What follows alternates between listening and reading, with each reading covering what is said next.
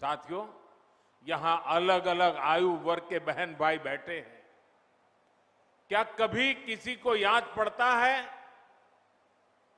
और याद पड़ता है तो मुझे बताना, क्या किसी को याद पड़ता है कि उत्तर प्रदेश के इतिहास में कभी एक साथ इतने मेडिकल कॉलेज का लोकार्पण हुआ हो? हुआ है कभी? नहीं हुआ है ना। पहले ऐसा क्यों नहीं होता था और अब ऐसा क्यों हो रहा है? इसका एक ही कारण है, राजनीतिक इच्छा शक्ति और राजनीतिक प्राथमिकता। जो पहले थे उनकी प्राथमिकता अपने लिए कमाना और अपने परिवार की तिजोरी भरना था। हमारी प्राथमिकता गरीब का पैसा बचाना, गरीब के परिवार को मूलभूत सुविधाएं देना।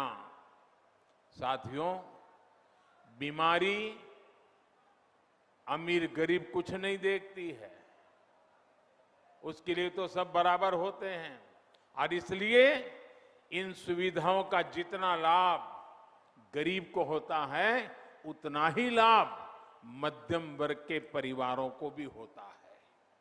साथियों, 7 साल पहले जो दिल्ली में सरकार थी और 4 साल पहले जो यहां यूपी में सरकार थी, वो पूर्वांचल में क्या करते थे? जो पहले सरकार में थे वो वोट के लिए नहीं, डिस्पेंसरी की कहीं छोटे छोटे अस्पताल की घोषणा करके बैठ जाते थे। लोग भी उम्मीद लगाए रहते थे, लेकिन सालों साल तक या तो बिल्डिंग ही नहीं बनती थी, बिल्डिंग होती थी तो मशीन नहीं होती थी, दोनों हो गई तो डॉक्टर और दूसरा स्टाफ नहीं होता था। ऊपर से गरीबों के हजारों करोड़ रुपए लूटने वाली भ्रष्टाचार की साइकिल, ये भ्रष्टाचार की साइकिल 24 घंटे अलग से चलती रहती थी। दवाई में भ्रष्टाचार, एम्बुलेंस में भ्रष्टाचार, नियुक्ति में भ्रष्टाचार, ट्रांसफर पोस्टिंग में भ्रष्टाचार। इस पूरे खेल में यूपी में कुछ परिवारवादियों का तो खूब भला हुआ।